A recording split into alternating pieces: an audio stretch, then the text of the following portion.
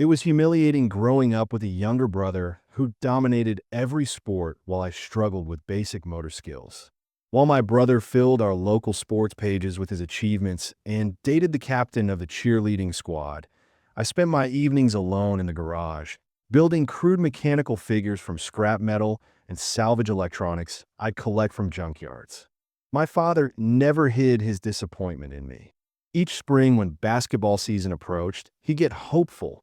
Maybe this would be the year I'd make the varsity team. Instead, I'd end up with a bruised face from missing easy passes and getting cut during the first round of tryouts. I was simply wired differently. My social deficits were so pronounced that every counselor and teacher urged my parents to have me evaluated for developmental disorders. However, my parents believed in tough love and refused any professional intervention, insisting I'd figure things out on my own. The one thing I'm grateful for is that my parents took us to Wonderland Park twice annually. As a child, I became obsessed with the automated figures on various attractions. My dad always mentioned that rides like Treasure Bay or Circle of Nations were the only places where he saw genuine happiness on my face. During high school, despite being an outcast socially, I excelled in mathematics and enrolled in advanced physics, which caught the attention of MIT's renowned engineering department, particularly their robotics and automation program.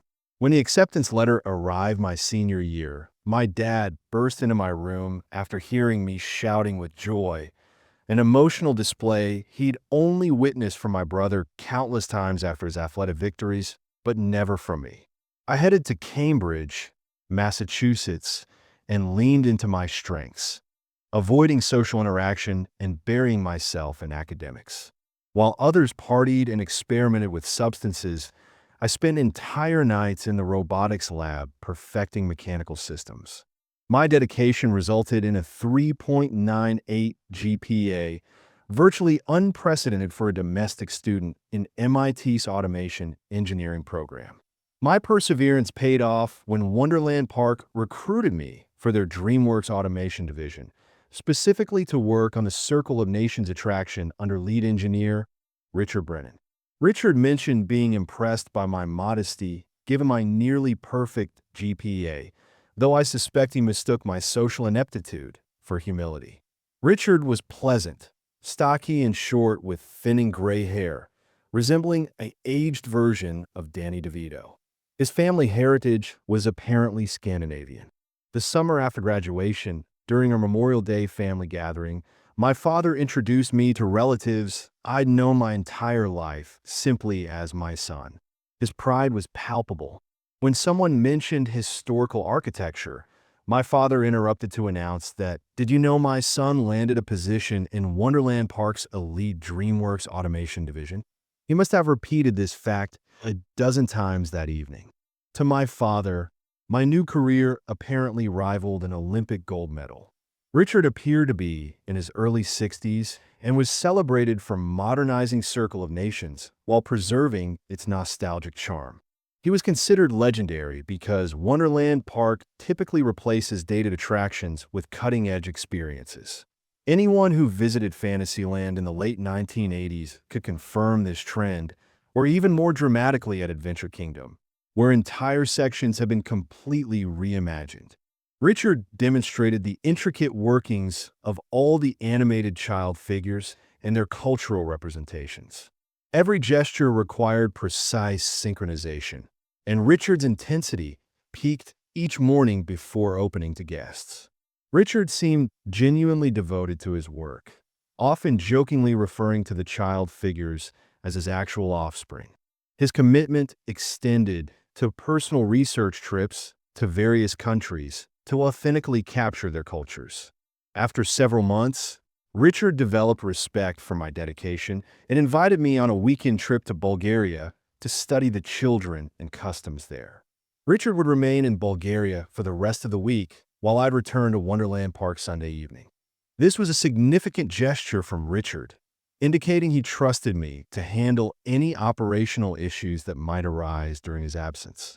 We took an overnight flight to Bulgaria, and I was genuinely impressed by their traditions.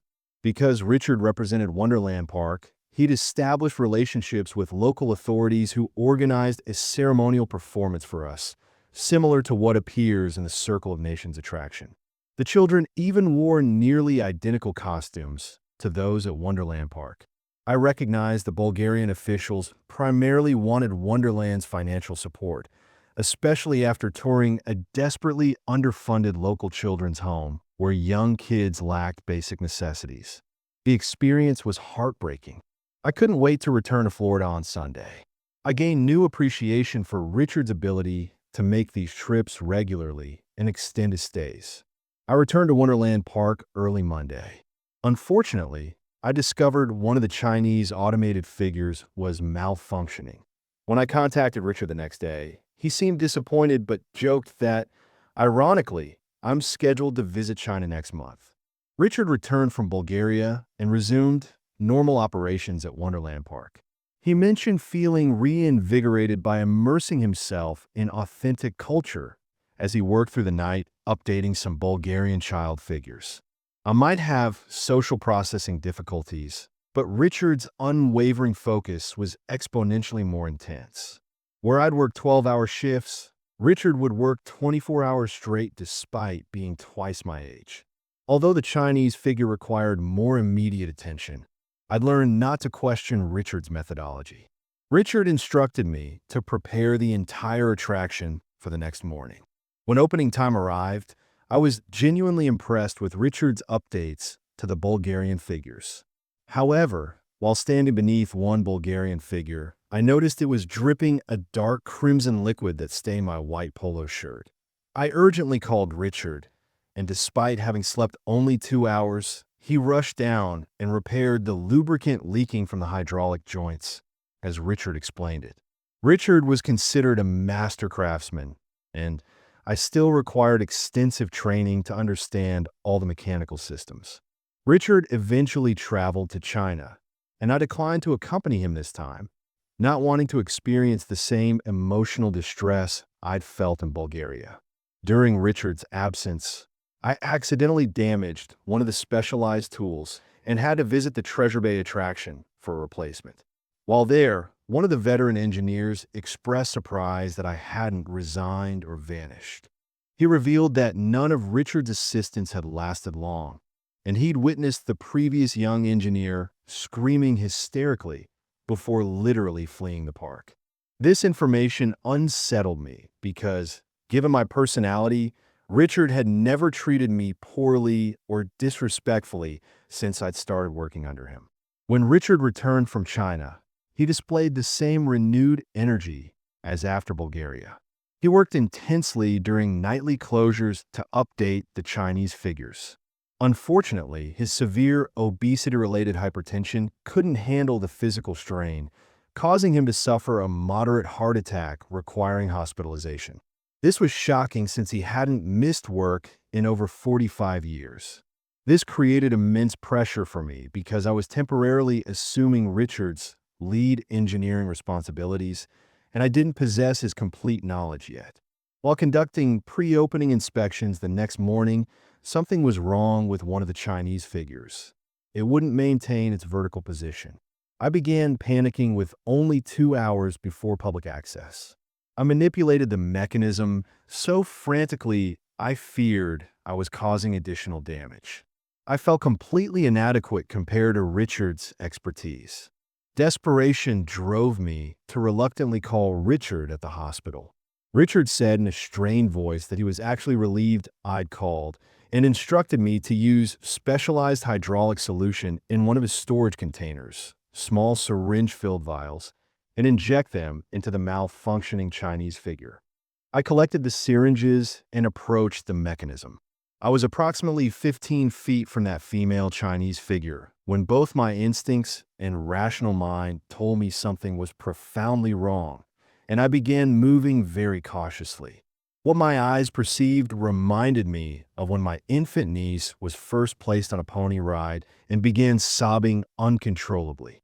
Now, incredibly, this mechanical figure was doing the same thing. I stood frozen with a needle syringe in my hand, trying to suppress the most horrifying, unfathomable explanation for why this mechanism was producing tears. My mind slowly drifted back to when Richard and I visited Bulgaria, and how Richard had shown particular interest in one young dark-haired girl with striking green eyes.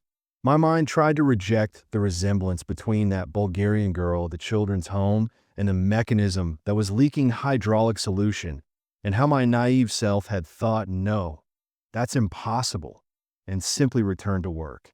I stared at this poor Chinese, automated figure girl and remembered how proud my father had been during the Memorial Day gathering, after I'd been nothing but a disappointment to him my entire life, and how Richard would terminate me if I didn't inject this poor Chinese girl.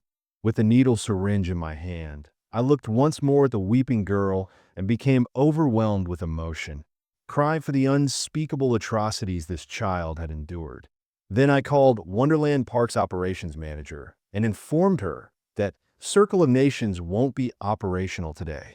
My eyes scanned all this Circle of Nations children, and I whispered, "Dear God." No, as I gazed at the hundreds of small children's eyes mounted on metal frameworks for nothing more than entertaining largely oblivious middle-class tourists. Uncertain how to proceed, I contacted a local convent and explained to a sister that I didn't know what that monster Richard had done to those children. But rather than having them sensationalized as media spectacles, perhaps the sisters could handle this situation discreetly. The nuns actually knew one of Wonderland Park's executive board members who helped arrange transportation to shelter the children in one of their larger convents, which would be discreetly funded by Wonderland Park to avoid negative publicity. That evening, I had the grim task of removing all the bolts and mechanisms securing the children in position. Richard kept bourbon in one of his storage containers, so despite never consuming alcohol in my entire life, I was completely intoxicated by the time I'd freed all the children and laid them on the floor. I must have whispered "forgive me" several thousand times as I released them. I discovered that Richard had actually attended medical school in the Caribbean before becoming an engineer, where he'd trained as a surgeon. Those children were essentially half mechanical by the time Richard finished with them, and he'd inject them with preservation chemicals and stimulants to maintain their perpetual smiles. I reinstalled the actual vintage automated figures from storage in place of the real children, then visited Richard at the hospital. Because of Richard's obesity, he was hypertensive and kept emergency medication in his storage containers, which I brought with me to the hospital. Fortunately for me, Richard had a private room at the far end of the corridor away from the nursing station. When I entered Richard's room, he was sedated. The nurse had mentioned from the cardiac procedure earlier today, so he didn't notice my arrival. I removed his nurse call device and said, "Richard, I know you hire me because you thought I was socially incompetent and assumed I'd just be your subordinate who'd follow any instruction." Richard looked at me with half-closed eyes, appearing ready to lose consciousness. Then I said, "Richard, I freed all the children. Can you comprehend that?" He became slightly more alert and looked furious. I then took the needle-filled syringes of Richard's rapid-acting blood pressure medication and injected him with 2 vials worth, enough to be fatal for someone his size. He was too sedated to resist and slowly lost consciousness. I waited 15 minutes until his lips turned completely blue, then approached the nursing station and said, "Something's wrong with Richard. He looks critical." After Richard was pronounced deceased, I contacted Stellar Entertainment Studios about employment opportunities because the image of that weeping girl and the rest of those children will haunt me forever.